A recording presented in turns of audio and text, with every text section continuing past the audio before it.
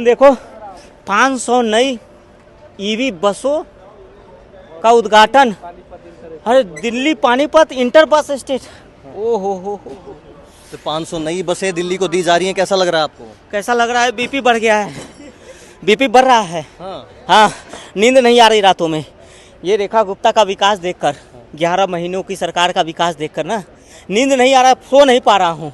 आप भी तो विकसित दिल्ली बनाना चाहते थे, रेखा गुप्ता सरकार कर तो रही है काम। मैं भी करना चाहता था, लेकिन करना चाहता और करने में बहुत फर्क होता है।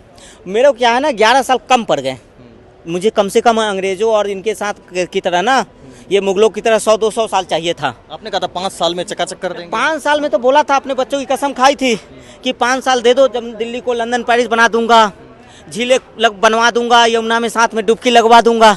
लेकिन कोई सपना ही पूरा नहीं हुआ। 11 सालों में वही हुआ, शीश महल बना, जल घोटाला हुआ, उधर शीश महल बना, उधर से क्या क्या न घोटाला हुआ। यमुना को भी पैसा मोदी जी दिए, वो भी पता नहीं कहाँ खत्म हो गया। तो 11 साल में सिर्फ यही किया आपने? देखो जी, 11 साल कम पड़ गए। अगर और 5 साल मिलता ना मुझे, तो ये जो बसें चल रही ना, ऐसे बस मैं भी चलाता। मैं भी बसें चलाता। मैं 11 साल में क्यों नहीं चलाई? अब 11 साल कम पड़ गए थे जी। थोड़ा सा क्या है ना, मैं व्यस्त हो गया। गोवा चुनाव में, हरियाणा चुनाव में, पंजाब चुनाव में, तो वहाँ भी नहीं जीत पाए। वहाँ भी नहीं जीत पाया। अब ये देखो, रेखा गुप्ता 11 महीने में सारे वादे पूरे कर दिए इन्होंने। रेखा गुप्ता 11 महीनों में सारे वादे पूरे कर दिए। अटल कैंटीन खोल दिया, फ्री सिलेंडर कर दिया, आयुष्मान आरोग्य मंदिर खोल दिया, है ना। उसके बाद देखो ये बसें चला दी, मोहल्ला क्लिनिक बंद कर दिए। मोहल्ला क्लिनिक देखो जी, ऐसे भी उसमें क्या था, कुछ था ही नहीं। मोहल्ला क्लिनिक तो मैंने ऐसे ही खोल रखा था, सिर्फ बोर्ड लगा दिया था जी। रहते थे उसमें कुत्ते जी, इलाज तो चलता नहीं था।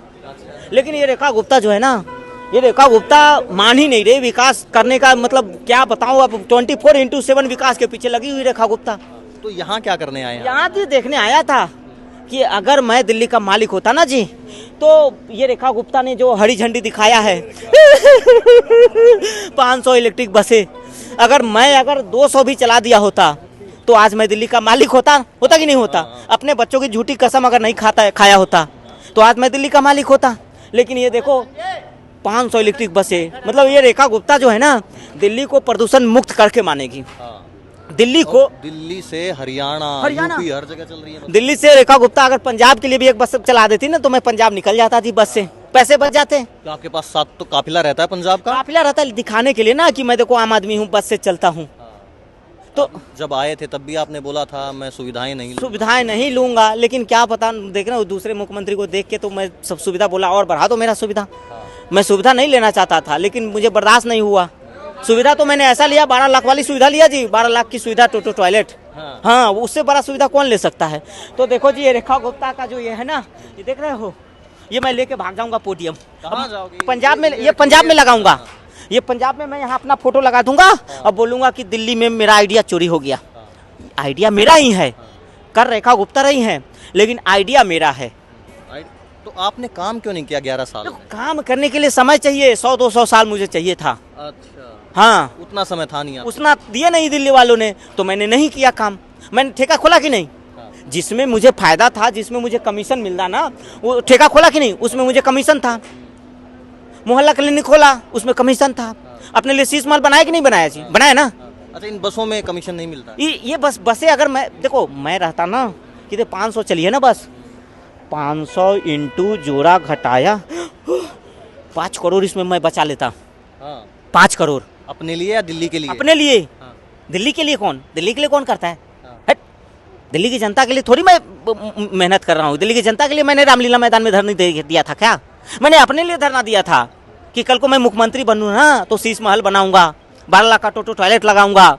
यहाँ जो डीटीसी के ड्राइवर हैं, कंडक्टर हैं, वो कह रहे हैं कि रेखा गुप्ता सरकार सही से काम नहीं कर रही है, उस पर ध्यान देना चाहिए। देखो जी, ये जो सरकार ने बसें चलाई हैं बहुत अच्छी बात है, लेकिन डीटीसी के जो ड्राइवर है, जो कंडक्टर हैं, उनका जब तक सैलरी नहीं बढ़ेगा, मैं यहाँ धरना पे उठूंगा नहीं। आमरण अनशन रामलीला मैदान में आमरण अनशन पे बैठा हूँ, और इनका जब तक कर्मचारियों का सैलरी नहीं बढ़ेगा, इनका मेडिकल नहीं होगा, इनका PF PSI नहीं मिलेगा, तब तक मैं धरना पे बैठूंगा।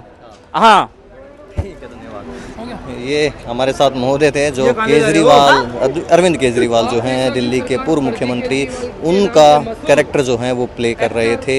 मैं रामलीला मैदान में अभी मौजूद हूँ। ऐसी खबरें के लिए आप हमारे साथ बने रहिए। मैं विकास जुलान, आप देख रहे हैं पंजाब केसरी.com।